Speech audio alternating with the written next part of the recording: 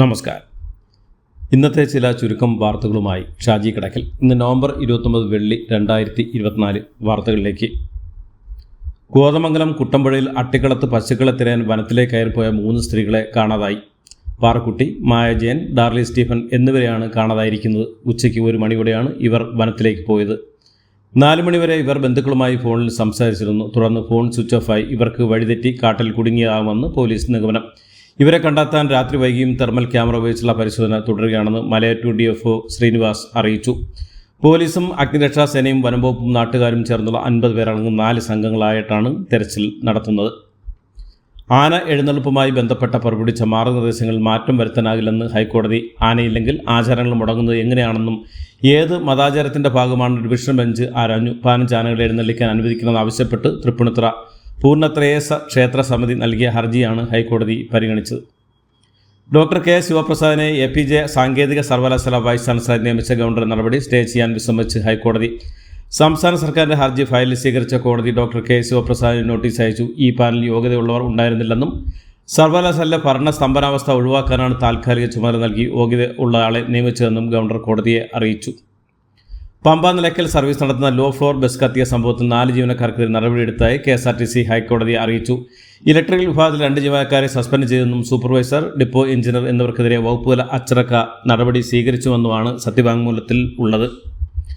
വിഴിഞ്ഞം തുറമുഖത്തിൻ്റെ 2ാം ഘട്ട വികസന പ്രവർത്തനങ്ങൾക്കായി സംസ്ഥാന സർക്കാർ അദാനി ഗ്രൂപ്പുമായി കരാറിൽ ഒപ്പിട്ടു. 2028 10,000 കോടി രൂപയുടെ കൂടി നിക്ഷേപം തുറമുഖം വഴി ആകർഷിക്കാൻ കഴിയുമെന്ന് പ്രതീക്ഷിക്കുന്നതായി വിഴിഞ്ഞം international seaport limited managing director doctor Divya S. Iyer വ്യക്തമാക്കി.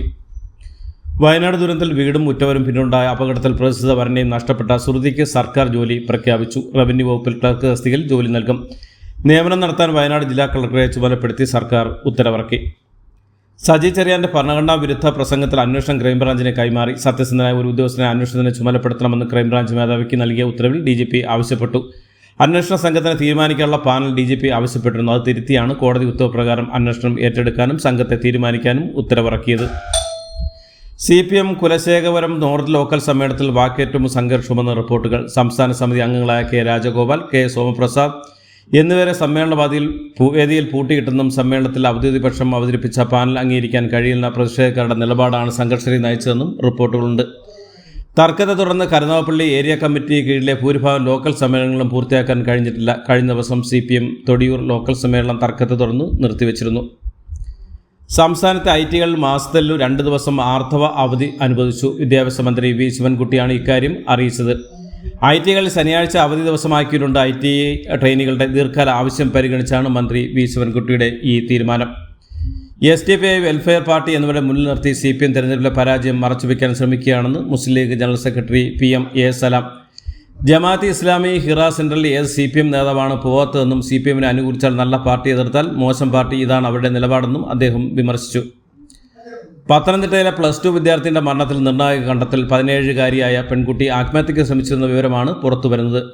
പെൺകുട്ടി എഴുതിയ ആത്മഹത്യക്കുറിപ്പ് കണ്ടെത്തിയ സംഭവത്തിൽ പെൺകുട്ടിയുടെ സഹപാഠിയെ പോലീസ് ചോദ്യം ചെയ്ത് വരികയാണ്. വാഹനാപകടത്തിൽ മരിച്ച പ്രശസ്ത സംഗീതജ്ഞൻ ബാലഭാസ്കറിന്റെ ഡ്രൈവർ അർജുൻ പെരിന്തൽമണ്ണ സ്വർണ്ണ കവർച്ച കേസിൽ അറസ്റ്റിലായി. പെരിന്തൽമണ്ണയിലെ ജുവലറി ഉടമ കാറിടിച്ച് വീഴ്ത്തി 3.5 കിലോ സ്വർണം തട്ടിയ കേസിലാണ് ബാലഭാസ്കറിന്റെ ഡ്രൈവർ അർജുൻ അറസ്റ്റിലായത്. പ്രതികൾ കവർ ചെയ്ത സ്വർണത്തിൽ 2.2 കിലോ സ്വർണം വിറ്റ് കിട്ടിയ പണവും പോലീസ് കണ്ടെടുത്തു. ഇതോടെ ദുരൂഹമായ ബാലഭാസ്കറിന്റെ മരണം വീണ്ടും വിവാദമാകുകയാണ്. തൃശൂർ വടക്കാഞ്ചേരി വ്യാസ കോളേജിൻ്റെ ഉടമസ്ഥാവകാശം NSSനാണെന്ന് കേരള ഹൈക്കോടതി സുപ്രീം കോടതി ശരിവെച്ചു. കേരള ഹൈക്കോടതി വിധിക്കെതിരെ ജ്ഞാനാശ്രമം മാനേജിംഗ് ട്രസ്റ്റി സ്വാമി ദയാനന്ദ തീർത്ത ഫയൽ ചെയ്ത ഹർജി സുപ്രീം കോടതി തള്ളുകയും ചെയ്തു.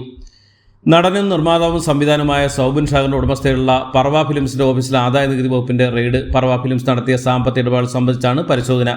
നികുതി റിട്ടേൺ ഫയൽ ചെയ്തിട്ടില്ല, കണക്കുകൾ മറച്ചുവെച്ചുവെന്നുമാണ് ആദായനികുതി വകുപ്പ് വ്യക്തമാക്കുന്നത്.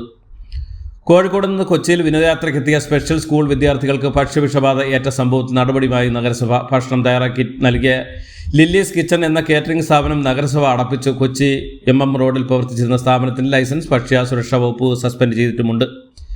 കോഴിക്കോട് സ്വകാര്യ ലോഡ്ജിൽ യുവതി കൊല്ലപ്പെട്ട കേസിൽ പ്രതിക്ക് അയൽ സംസ്ഥാനങ്ങളിലേക്കും അന്വേഷണം വ്യാപിച്ചു. പ്രതി കർണാടകയിലേക്ക് കടന്നതാണ് വിവരം. മലപ്പുറം വെട്ടത്തൂർ സ്വദേശി ഫസീലയാണ് ലോഡ്ജ് മുറിയിൽ കൊല്ലപ്പെട്ടത്. കൂടെ മുറിയെടുത്ത തൃശൂർ തിരുവല്ലാമല സ്വദേശി അബ്ദുൽ സനൂഫിനായി പോലീസ് അന്വേഷണം ഊർജിതമാക്കി. അബ്ദുൽ സനൂഫിനെ കണ്ടെത്താൻ പോലീസ് ലുക്കൌട്ട് നോട്ടീസും പുറത്തിറക്കിയിട്ടുണ്ട്. കണ്ണൂർ റെയിൽവേ സ്റ്റേഷനിൽ 18 പേരെ കടിച്ച തിരുനായ്ക്ക് പേവിഷബാധ സ്ഥിരീകരിച്ചു. ചത്തനിൽ കണ്ടെത്തിയ നായയുടെ പോസ്റ്റ്മോർട്ടത്തിലാണ് പേവിഷബാധ സ്ഥിരീകരിച്ചത്. 18 യാത്രക്കാർ ഇന്നലെയാണ് നായ കടിച്ചത്. സ്റ്റേഷന്റെ വിവിധ ഭാഗങ്ങളിലുണ്ടായിരുന്ന യാത്രക്കാർക്കാണ് കടിയേറ്റത്. മത്സ്യത്തൊഴിലാളികൾക്ക് മുന്നറിയിപ്പുമായി കേന്ദ്ര കാലാവസ്ഥാ വകുപ്പ്. തെക്ക് പടിഞ്ഞാറൻ ബംഗാൾ ഉൾക്കടലിന് മുകളിൽ അതിന്യൂനമർദ്ദം രൂപപ്പെട്ടതിലാണ് മുന്നറിയിപ്പ് നൽകിയിരിക്കുന്നത്. തെക്കൻ കേരള തീരത്ത് ഇന്ന് മുതൽ നവംബർ 30 വരെയും കേരള തീരത്ത് ഡിസംബർ 1-2 തീയതിയിൽ മത്സ്യബന്ധനത്തിന് പോകാൻ പാടില്ലെന്നും കേന്ദ്ര കാലാവസ്ഥാ വകുപ്പും അറിയിച്ചു.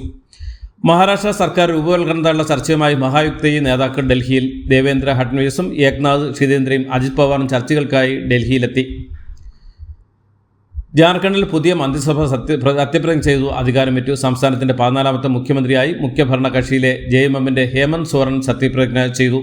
പഞ്ചാബിലെ ഗുരുദാസ്പൂർ റെയിൽവേ സ്റ്റേഷനിൽ നിന്ന് 10 റോക്കറ്റ് ലോഞ്ചറുകൾ കണ്ടെത്തി. റെയിൽവേ സ്റ്റേഷൻ നവീകരണത്തിനുള്ള നിർമ്മാണ പ്രവർത്തനത്തിനിടയിൽ റോക്കറ്റ് ലോഞ്ചറുകൾ ലഭിച്ചത്. സംഭവത്തിൽ വിശദമായ അന്വേഷണം ആരംഭിച്ചു. വാർത്താ ഏജൻസിയ INNS ആണ് ഇക്കാര്യം റിപ്പോർട്ട് ചെയ്തത്.